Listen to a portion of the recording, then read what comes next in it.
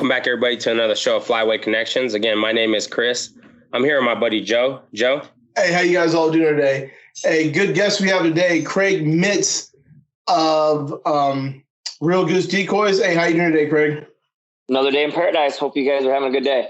Oh, yeah, we're having a good day. Getting ready for teal season down here in Louisiana. You got it. I bet it's a little, is it warm down there? Yeah, it's about 90 degrees right now. It's getting a little hot, a little humid.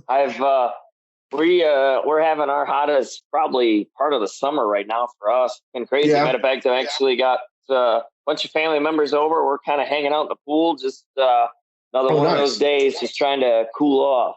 Yeah. You guys have a teal season as well, right, in September? Yeah. September, I think it's like the second week, maybe. I don't know 100% of it because it changes like weekly.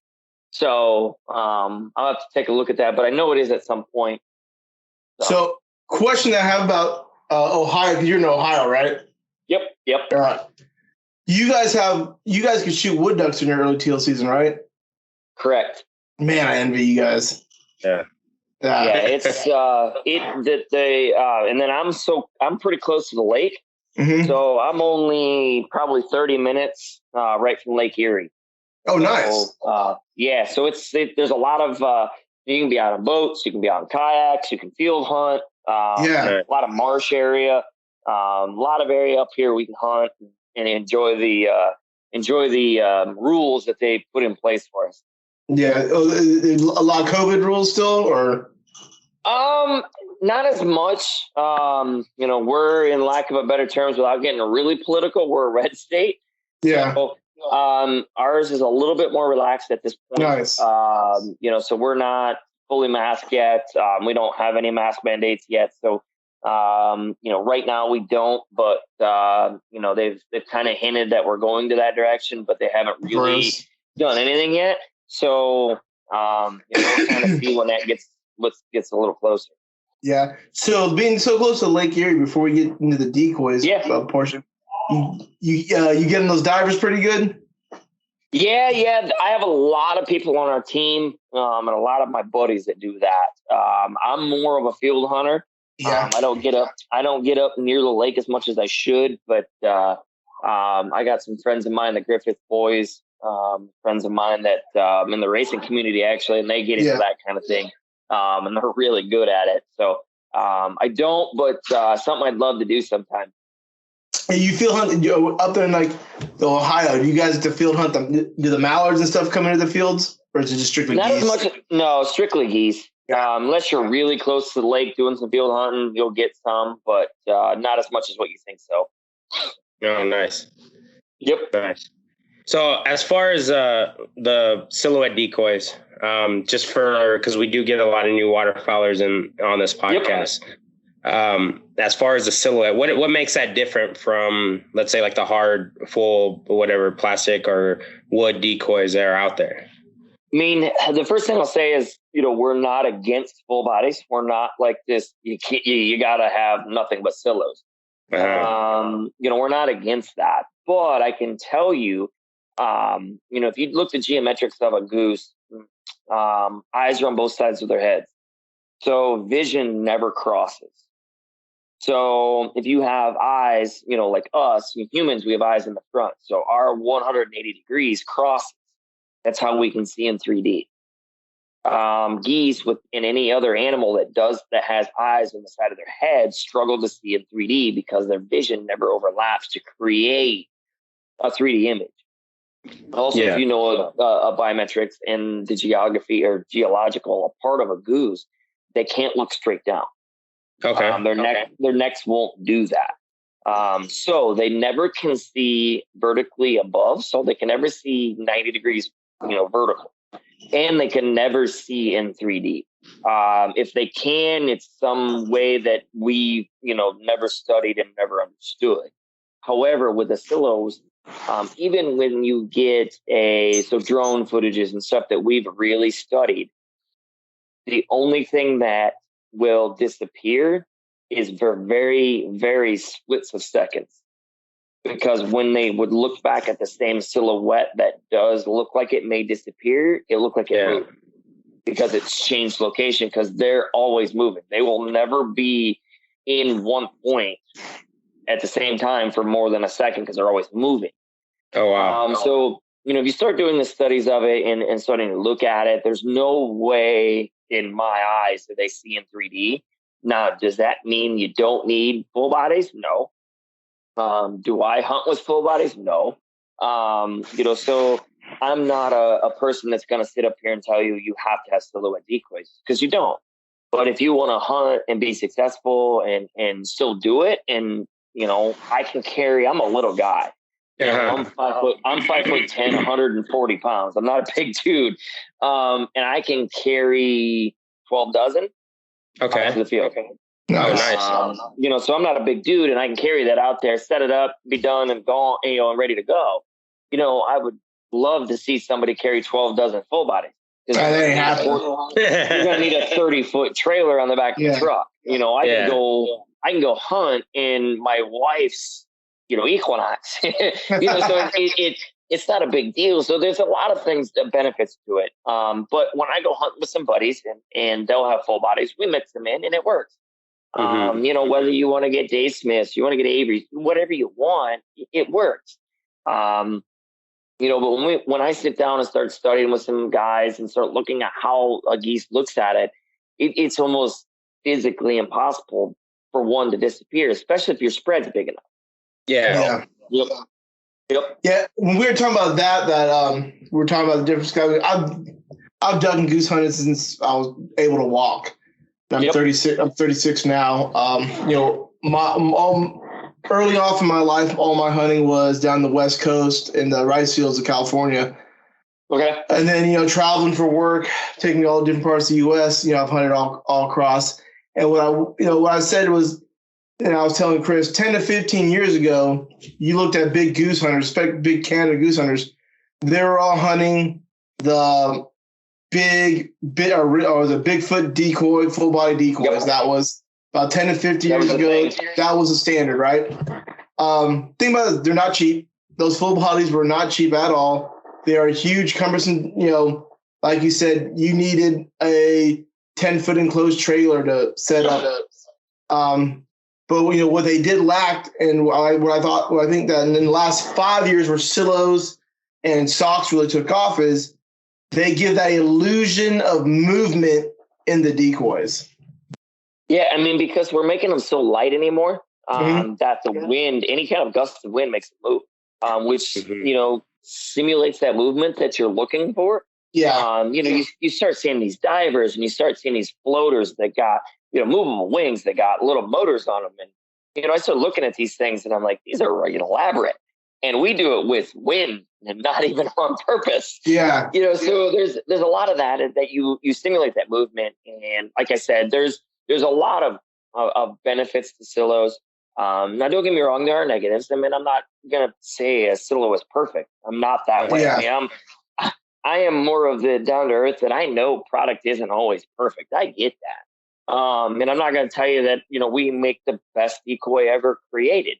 It's just kind of, what birds are you hunting? When are you hunting them? How are you hunting them? There's so many questions that when people ask me do silos work? There's so many different variables. And that's to me, I have to ask those questions to be able to let them know, what happens. And we get customers that will call and say, there's no way these silos work, or there's no way this works. There's no way this works. And my first thing to asking is, how are you concealing? What are you in? And most of them say, well, I'm just sitting in a field in a lawn chair. Well, there's your problem. That's issue number one. There's a lot of issues. And the first thing they want to do is blame the silhouettes, or they want to blame the decoys that they're doing. And they don't want to blame it on their tactics. They don't want to blame it on the scouting. They don't want to blame it on these things. And that's where, we try to, when people call, when they call and talk to me, or they call and talk to any part of our team, we're out in the field testing these. Yeah. It's not, we're not the ones that we're going to make a decoy and to sell it to you and never hunt them. We take these to Alberta every year and take our prototypes there every year and hunt them to see if they work. So we have firsthand experience of knowing that you have to have good concealment. You have to have no shine. You have to do those things that, the average Joe hunter sometimes doesn't want to spend the time to do, but wants to very easily blame it on something. Yeah. Yeah, and I think another thing is, man, a lot of, because we do get I was a new waterfowler at one point, and when Joe took me out, I mean, I was like, man, this is a grind. It is, and especially when you're carrying all them decoys. I mean, I don't know, we took quite a bit on your kayak, right? And man, it was a grind with blinds and stuff, but that was part of it that I fell in love with. I think with the whole silhouette, I mean, that makes a whole lot of sense because I'm not a big guy either. I mean, I'm 5'8", 5'7", so carrying a whole lot of decoys with you over your shoulder, or even dragging them on a beaver sled or something like that. So that's insane. That's insane. But so as far as the decoys, and I know we talked a little bit about it, do you guys just have goose decoys, or do you guys provide all kinds of, just for the listeners? So we provide about 71 different products over the goose, the waterfowling industry. So our premium is our Pro 2s. So if you get on our website, and everybody asks every year, every time that I talk to anybody, is our Pro 2s are very expensive. They're $249 a dozen. But they have zero shine, which is a patent process that we've went through. Patented, so no other company can do it. We use a gloss meter. So a gloss meter reads the amount of reflectivity off of basically anything. We set it on your car, it's going to be 80 to 90. So, when I throw clear coats over it, to make it really, really shiny and make it really look nice. Well, obviously hunting, we want to go the opposite direction. Yeah. The industry standard across every one of our competitors is right around 10 to 8. I can tell you our Pro 2 is under 1. Oh, wow. That's crazy. So the cloth industry, we laminate all in-house. So we are 100% made in America. So the plastic that we get, the machinery we get, the cloth that we get, the glue that we get, the wooden stakes that we use, the box we have, the label, to the people that have put it together, we are 100% made and assembled in the United States. We've been proud of that. I spend hours each week trying to outsource and trying to find, local companies in our area, and even in Ohio and across the United States to be able to do that for us. Yeah. So we take pride in that. But our Pro 2s are our line that we hang our hat on. I can tell you, I know many people, and I will throw out a name of Bill Saunders. Everybody knows who Bill Saunders is. Yep. Yeah. He's got decoys that are 20, 30 years old and still hunts on them. Really? Yeah. So these decoys will last you decades. You buy them, you're going to give them to your kids. I guarantee it. Wow. But they're $249. I get it. It's expensive. We have our mid-grade lines of our Canadas, which is what we call our Magnum Lights. So it's the same decoy plastic-wise as our Pro 2s. It doesn't have the cloth on it. So it has a little bit of shine, but we're probably talking 5, 6 on the numbers rather than 10. So it's still lower. It will still last you decades. And then we have our economy line, our Shadow series, which is what turned into our popular, huge, selling deals. It's the corrugated. It's the same as our competitors of Dive Bomb, Big Owls, Avery's, any of those guys that have created Silos. It's the same concept. Mm-hmm. So we've created that line of it. We just actually came out with a new decoy about a month ago. And within that month, we came out with an economic decoy with our patented cloth on it. So we've produced a decoy that's very cheap. So it's right around $81 to $85 a dozen with zero shine. So it's created a huge thing in the market that we can now get that shine really low and provide it with the guys that want to build the spreads that may not have a lot of money. And be able to give them a great product. It comes with a metal wire, which is a little bit different than our other decoys. But again, everything's made in the United States. And we go down that line of making snows, blues, black ducks, mallards, hens. So we have every different version of it, and we make sandhill cranes. So we have all that. We have bags to produce and carry everything that we want. We have slide hammers to help the stakes go into frozen ground. So there's a lot of things that we make within our things. You can jump on our website at realgeese.com, check out what you want. We have just about everything we can. And a lot of people will be the first time they've heard of Real Geese. and many people never heard of it. And a lot of that we've been in business over 30 years. And most people don't realize that because they don't see us. Because up until about 5-7 years ago, when I've kind of taken over, we have been in big box stores only. So we're talking, Bass Pro, Cabela, Standard Mountain, those type of things. You had to walk into those big box stores to see that. Mm-hmm. And you guys know as well as I do, the weight is shifting from the big box stores. Yeah. It's all done peer-to-peer, me and you, one-on-one. You're going to get up on our website, you're going to buy it. So we've made that adjustment. It's just we don't have the budget as is our competitors, spending the money on their advertisements and things of that nature. Because I'll be honest with you, we are a group of about 10 individuals that enjoy making geese. Yeah. And our business is about 15 to 20% real geese. The rest of us have other things printing. So real geese is not our main, we walk in every morning, real geese is not a sidetrack, because I don't want to say we don't keep it as important, but when we do other things to fund the real geese part of it. Yeah. Nice. Yep. Nice. So do you also think like region based, like, you're saying Bill Saunders and all that, and especially with goose hunting gets real regional based. Do you think region based? A lot of guys back in the day in the West Coast weren't hunting silos. Do you think regionally, now social media and the big boom with the internet, do you think that's helped the silo movement? Yeah. Well, I mean, I can be honest with you, and a lot of people come to me because they know I own real geese. Is the biggest movement in real geese has been dive bomb. Really? I mean, I'm not going to sugarcoat it. I'm not going to dance around it. They're spending in advertisement. They're spending in pushing decoys. Has caused, I think, part of the movement. There's no lack of money within that organization on advertisement. Now they get return on it. There's no doubt about it. But if you look at the silo movement, a lot of it is the younger crowd. It's the new guys coming in that are 18, 19, 20, 21. And, a lot of it also comes with the Duck Dynasty thing. I hate saying it as much as it was, but that put kind of waterfowling on the map. I can tell you a lot of my family members had no idea what a duck call was until they've watched, Cy on Duck Commander. Honestly, I'm open and honest about those kind of things. Is they didn't even know what real geese was until they figured out that I had, some ties to it. So that part of it is a huge change. And I think you see that movements all around. Yeah. 20 years ago, nobody knew what a silo was. Yeah. 15 years ago, they didn't care what silo was because full bodies were coming into it. Then it turned into V boards, Y boards, all these other things. And then it turned into, we need full bodies. Well, now it's going back to the silos.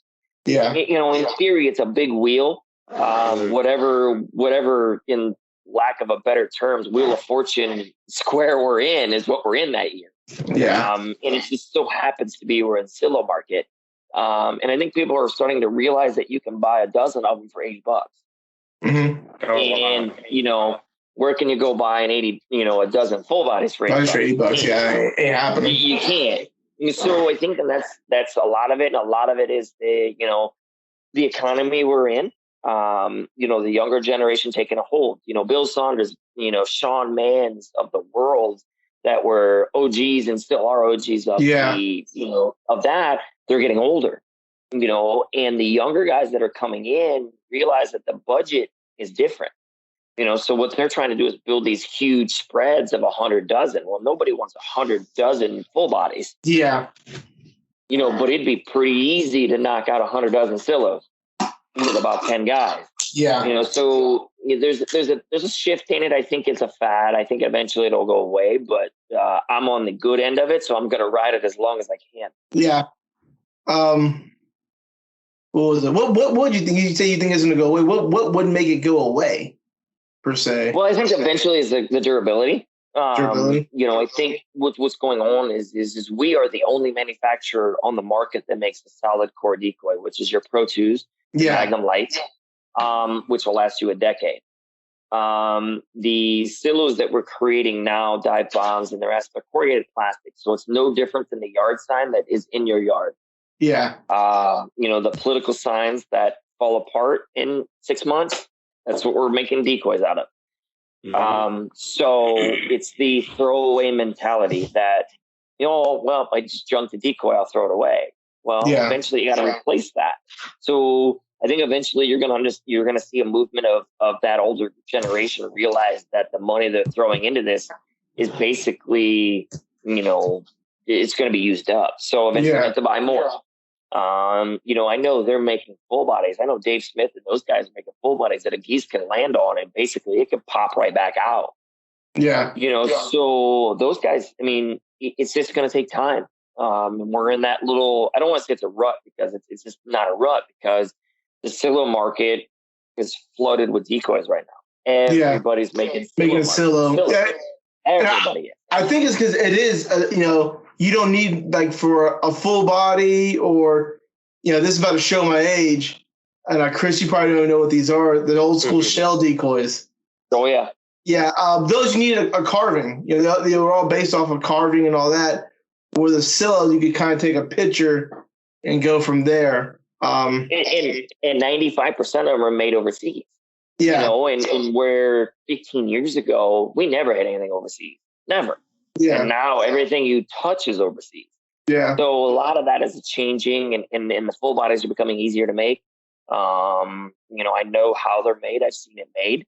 So like I said, I think it's just a fad. I think it's eventually you will see it change and go back to equal proportions, because right now everybody wants a silo. Everybody wants a silo, which is a good thing for me.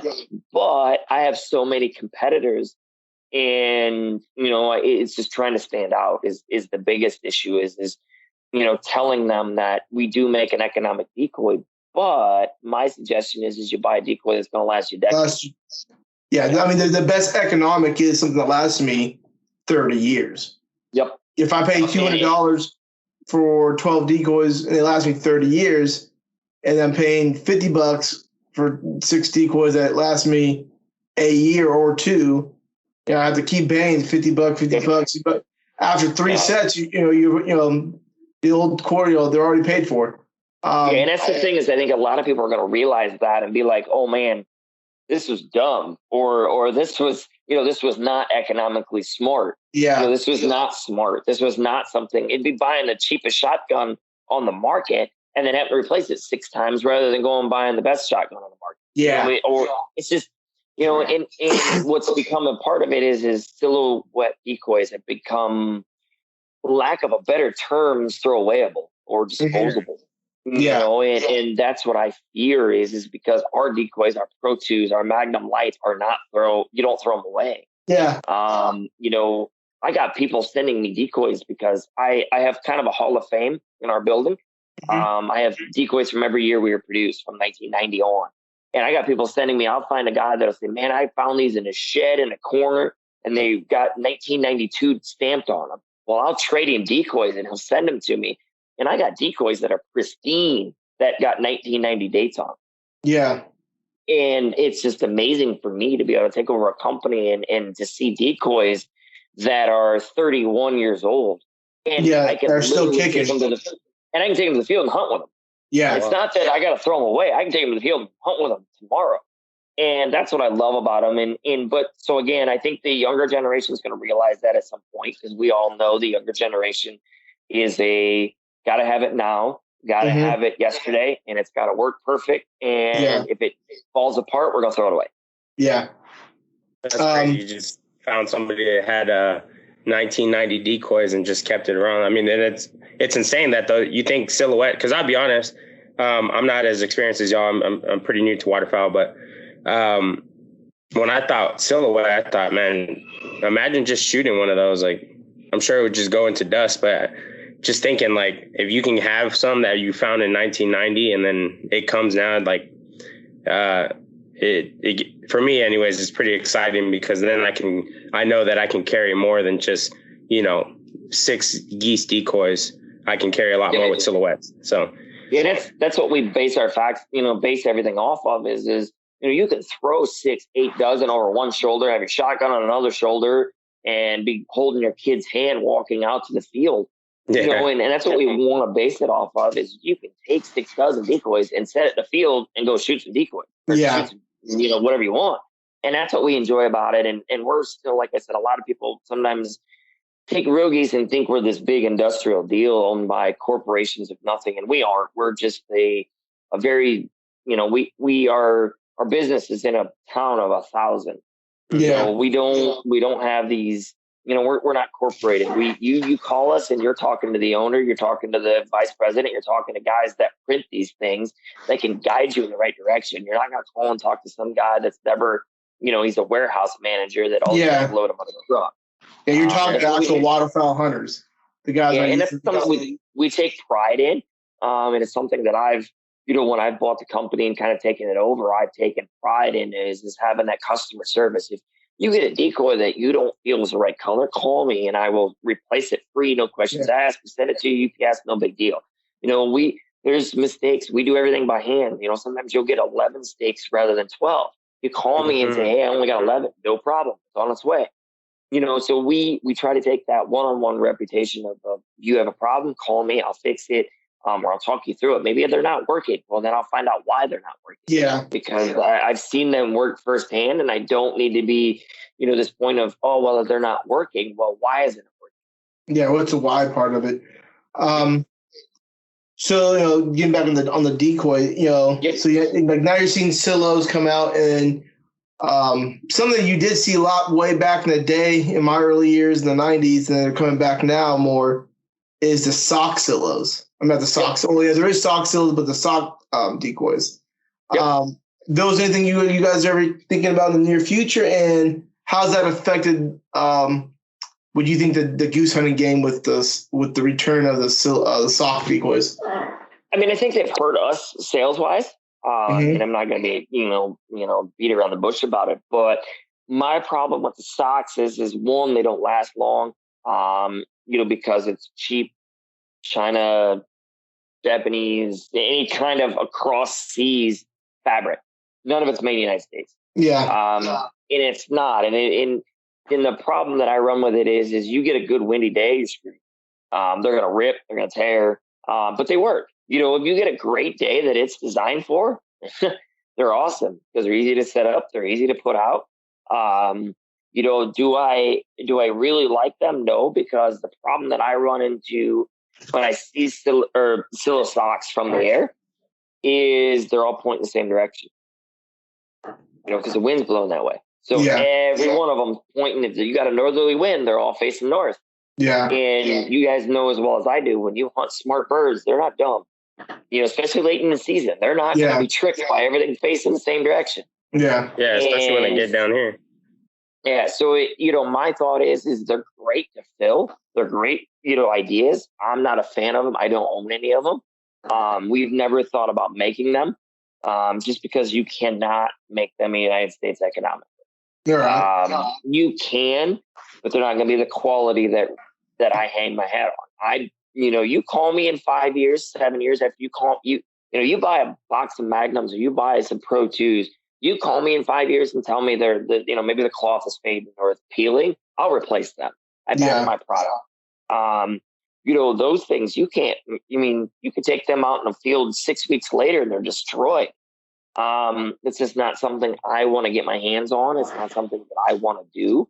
And again, I had to outsource it. And everything I do, I try to do, state bound. I want to have everything. I take pride in that 100% made in America.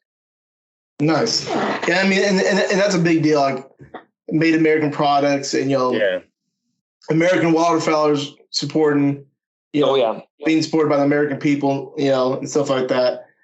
But for you, when Real Geese first came out, it was all mainly Canada geese decoys. Yeah, so the first Canadas were just all Canadas, just straight Canadas, straight Magnum Lights, straight that. Then we made an economical decoy with our snow geese. Mm-hmm. So we made snow geese that were on a corrugated plastic. So, the main thing that we get is we copy Dive Bomb, we copy Big Al's, we copy all those guys that are, really there. Yeah. And then I take a picture of a decoy that I have in my office that was made in 95. That's on corrugated plastic. That's snow. That was well before any, the owner of Dive Bomb was even born. So we've been doing this a long time. Yeah. And, and I get it. It's a fad, and I get it. And even, the other guys, we've done everything. There's nothing we haven't done in the silhouette. And, so, we made those, and then it turned into, we're going to make some mallards. And then, we took the acquisition of a couple companies that were already in motion. We bought out. So those kind of, the outlaw decoys, that was a big thing back a while ago. We, Real Geese acquired them, acquired all the poses and all the materials and that. So we still use that kind of ideas and that, but, over the course of time, then we patented the cloth and created the Pro 2s and created that high end deal. And then since then the market has changed to economic. So we've went into the corrugated decoys, and we've made things that are a little bit cheaper for the intro customer. Because, the OGs and the guys that have been doing this 20, 30 years, we don't want corrugated decoys. We just don't. Yeah. I would rather spend more money to get a decoy that's going to last a little longer, and I'll be able to have it in my spread, especially since I have a spread. But the new guy that, just showed up and he wants to hunt with his buddy, but he doesn't want to show up and not have anything. But he can go on Amazon, or he can go on our website and buy, 3 dozen decoys for $150, $60, and he can show up with his buddies and have 3 dozen decoys. Man, that's like a show and tell thing. And it's a peer pressure thing that I get, but it's something that the market's shifted to, and it's something that we have to adjust to. So we've done that over the course of the past probably 10 years, and it's showing that. How much do you think in the past 10 years has the conservation snow goose aspect of it has helped, silos, especially needing those conservation snow geese, needing those, 100 dozen, decoy spreads and all that? How much do you think has that helped you guys out with it's a huge adjustment. Like you said, it's a huge people call and they'll order 100 dozen snow geese. And, you never get that with, Canada's, but those guys that may be hunting snow geese with full bodies or something like that, but they'll get 50, 60 dozen of our snow geese, and they'll get them up there and they'll realize, man, these work. Why do we have these full bodies? Or why don't we upgrade our? So once they get their hands on it, and that's what I try to tell people is don't judge silos because you see it on a website. Order it. And we have a thing that if you order it, you don't like it, send it back. We'll refund the money 100%. No big deal. But get it in your hands, see how it works. If it doesn't work, then it doesn't work for you. But, a lot of people will get our decoys and be like, man, now I know why I spent $249 on a dozen decoys.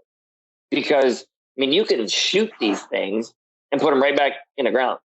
They're not going to fall apart. I have had people show me pictures of, they got more BBs in the silos than they probably did the geese. First thing I'm asking is, what are you shooting at?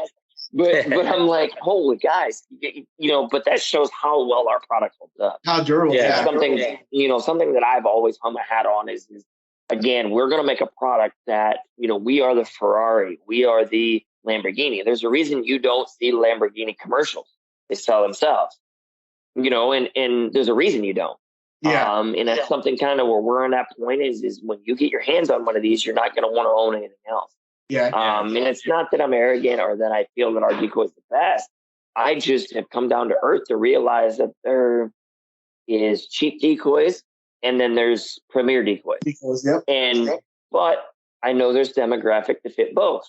You're only 100 that's dabbing into this that, you might think that this is a 6-month fad. Our decoys aren't for you. They're not. But if you're, you're a hunter that's just getting into it, that your dad was, a hunter for 30 years, our decoys are for you. Yeah. So there's a demographic that we reach that I'm openly and bluntly honest. That's one thing that everybody's starting to learn about me is I'm honest. I'm going to tell you, I'm not a roses are red, this kind of thing. I'm going to tell you what I think. And if you call me and say they're not working, I'm going to tell you why. You might not be what you want to hear, but I'm going to tell you. So.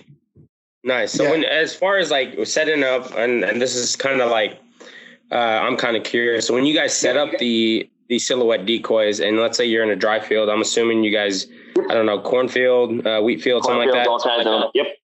Okay. So let's say you guys set up. So when you're setting up, is it typically kind of the same when you're out in the water or in the marsh, making pockets or whatever, or you guys set them up, how you guys setting them up? Is it just something that it's just spontaneous for you? Well, for me, it's spontaneous because I've done it for so long. But more of it is with every decoy package, we send an instructional sheet of how we recommend setting them up. So every time you get it gives you a map of how to set them up. Shows you the wind direction, the sun, and where you're sitting. A lot of it depends on where the hunter's sitting. One thing that we've done is with our Eclipse series and our Shadow series, they're black and white. So they're black and white, but they have detail. But what we've done is I use those as contrast. So a lot of times you hear mark the X, hit the X. What I try to do is put my contrast in the center and I make them fall and land where I want them to land. We'll put a contrast on the perimeter. But where I want them to land, I'll put my darkest decoys, and that's where they, most of the time land. But there's so many variables of wind and, sun and where you're sitting, where you can sit, how many guys you got with you. You can't put 9 guys in one pod, so you got to start spreading around. Well, then you make a half moon. And so there's a lot of variables, but, once you get it down and understand, where the sun is, the wind, where they're going to land into the wind, where they're coming from. A lot of times if they're coming from a field, if you've done good scouting and they're coming from, open body of water, they're coming from the north, but the wind's coming from the south, they're going to do a full circle.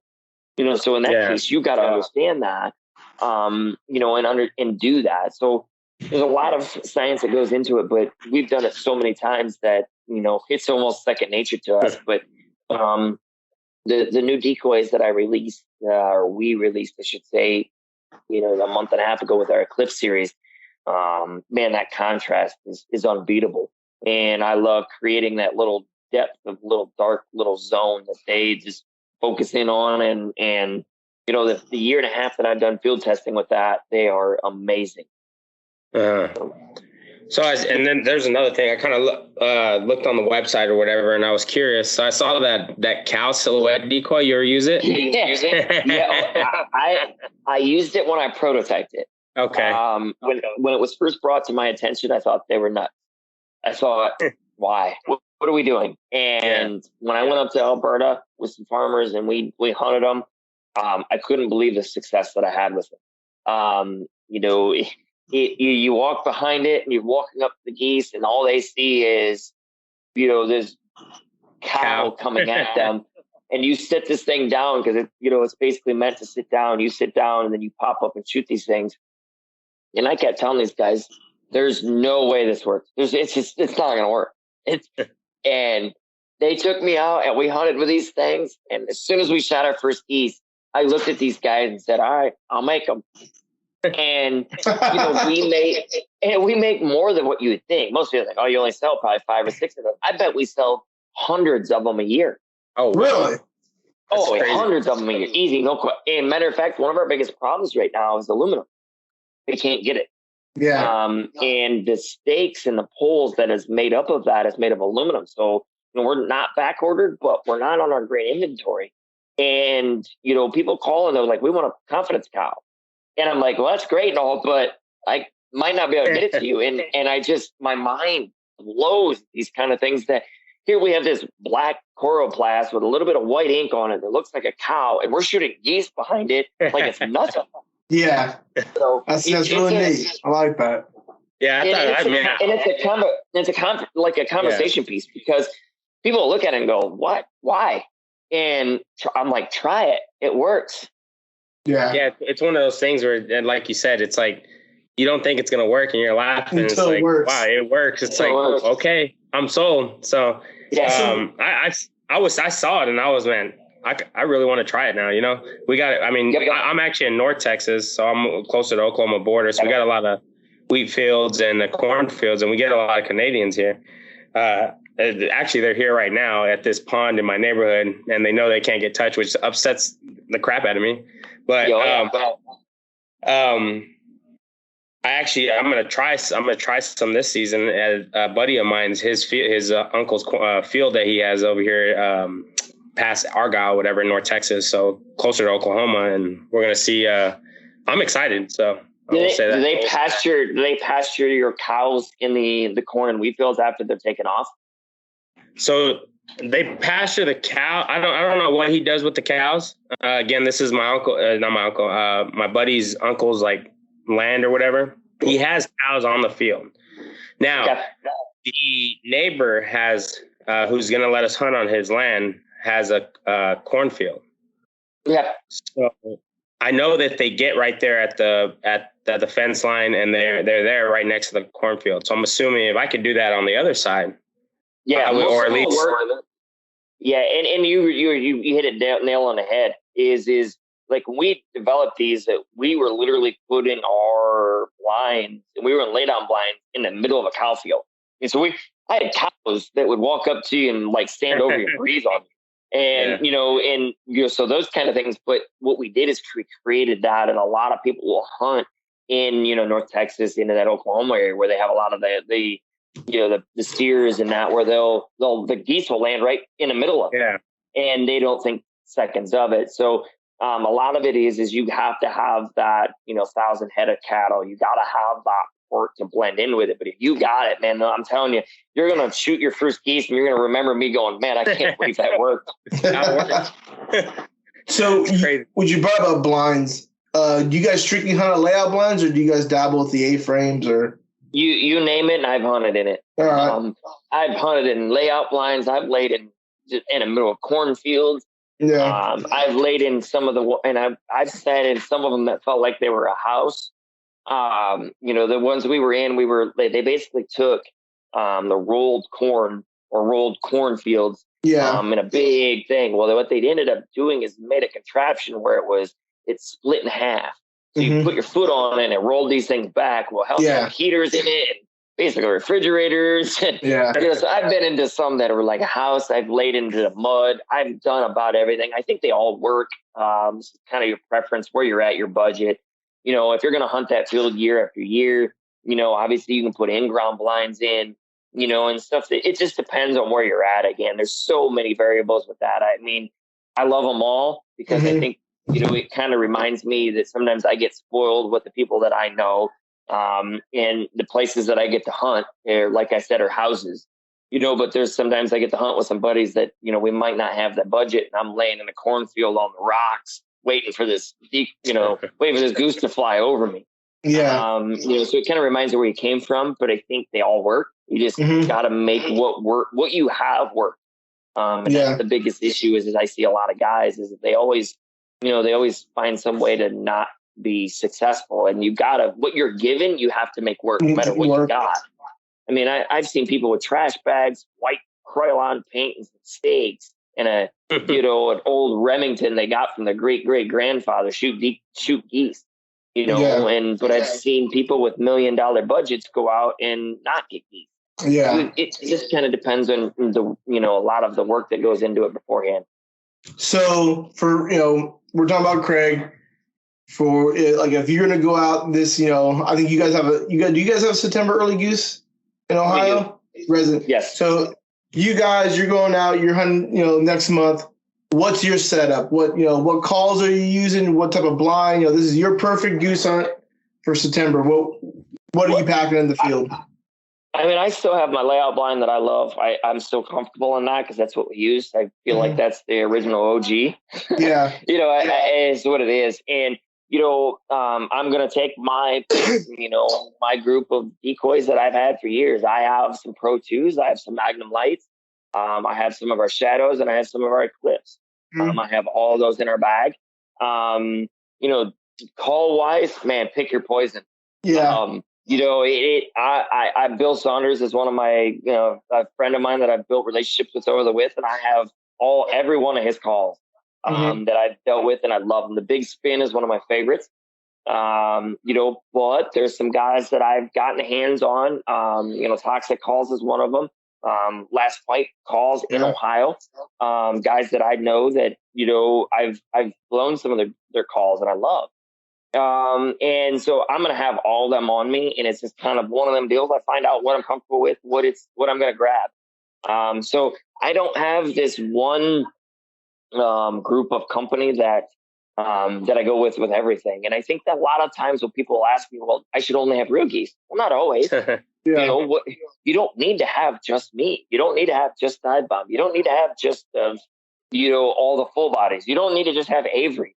We're not sponsored by these people. We're not golfers. We don't need to have all tailor-made stuff. We don't. We don't have all. What works for you is what you should get. And if it works for you, perfect. Use it. And that's what I would go out there. I mean, there's a lot of, like I said, I'm kind of blessed in a situation where I've had a ability to try out many things.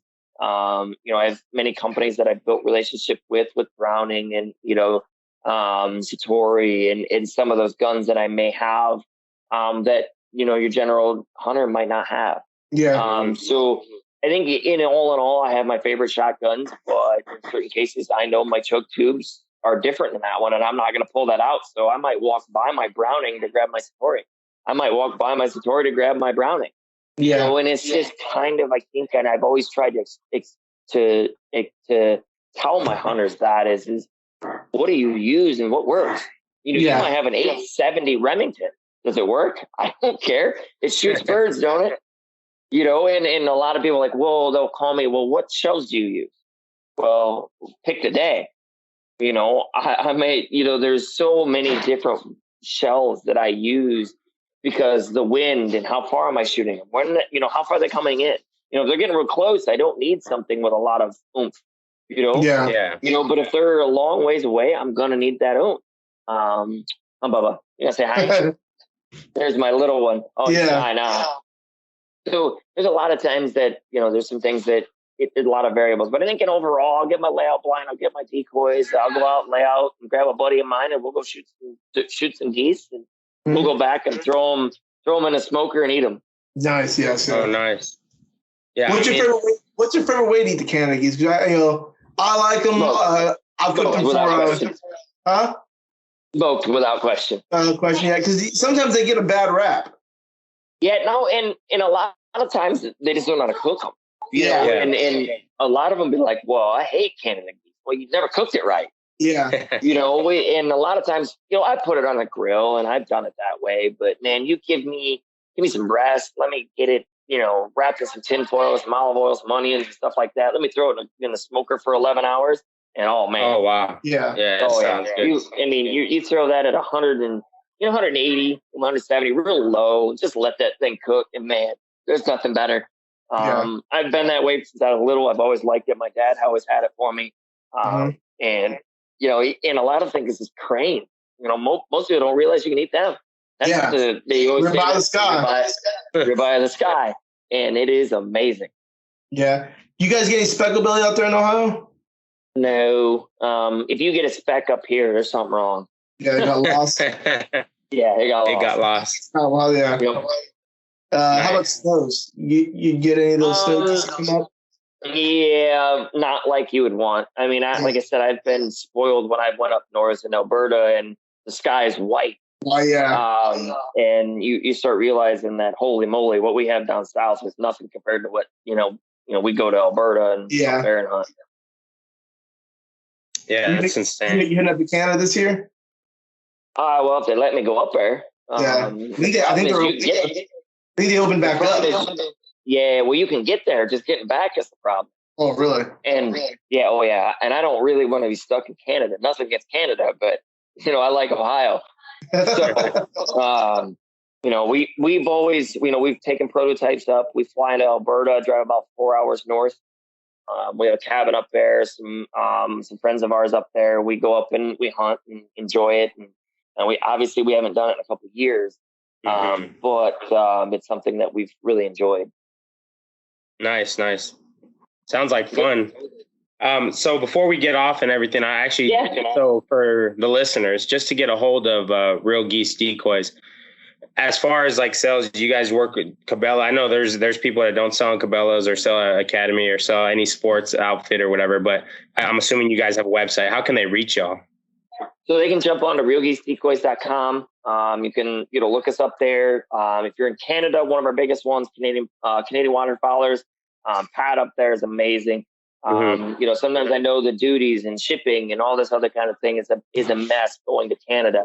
So if you want our decoys, you're up in Canada, you don't want to pay any of that, go call Pat up at Canadian Wildfowlers and he's good.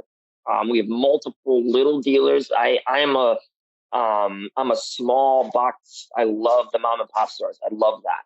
I love being able to drive down a state highway and you see a hunting store. I'll pull in every time. I don't care what I'm doing. I'm going to pull in. Just because I love that. When you walk in and it's Bob behind the counter and he knows everybody within a 100-mile radius. Yeah. And he knows exactly what they need, what they want, where they need it, when they need it, and how much they need it for. So, across the United States, we have probably 50 to 100 dealers, but all are real small mom and pop. Some are even just online. We don't limit ourselves to that. We don't sell. We used to be in the Bass Pro and Cabela's. When Bass Pro and Cabela's merged, they chose not to. So we haven't been in those stores for quite a while, but it hasn't. We've learned that one-on-one, peer-to-peer is more valuable. Than you walking into a store and you see our box sitting there and you buy them, but then now there's something wrong with them. Well, now you got to return them back to Bass Pro. You don't get that one-on-one deal. So, but you can jump on our website. You can call our numbers on there. It's a toll-free number. We have a local number too. You call, you can ask for anybody in there. Any kind of question you ask, we can answer it right there. If we don't know the answer, we'll get you the answer really quick. 95% of the time to 99% of the time, we ship same day. So if you order on a Sunday night, Monday morning, Monday is shipped. You order Monday and it's before noon, most likely it's shipped. Okay. We don't, so we do a lot of that pretty quick shipping. So we try to do that, one-on-one deal. We're not this, you're not going to call and talk to a robot. You're not going to call and talk to a warehouse manager or some lady in the front that ain't going to have no idea what's going on. Yeah. So that's one thing that we take pride on. I love it. But like I said, if you have any questions, jump on our website. We run sales on our Facebook page. So you can jump on to Real Geese and jump on and like our page. We also have a fan page, Real Geese fan page that I think it's like 1,500, almost 1,800 now that we have. And I'll get on there. It's on my own personal Facebook page. I'll jump on there and I'll post a random sale. And it's only for that group. So, the other day I was given Pro 2s that are $249.99 for $150. So we'll do, but it's only for that group. So you got to be a part of that. It's really great because there's a lot of guys in there that are on our pro staff that are really OGs. I mean, Bill Saunders is part of that. He posted a picture not too long ago of him in like the 90s with real long hair. You can tell it was a 90s photo.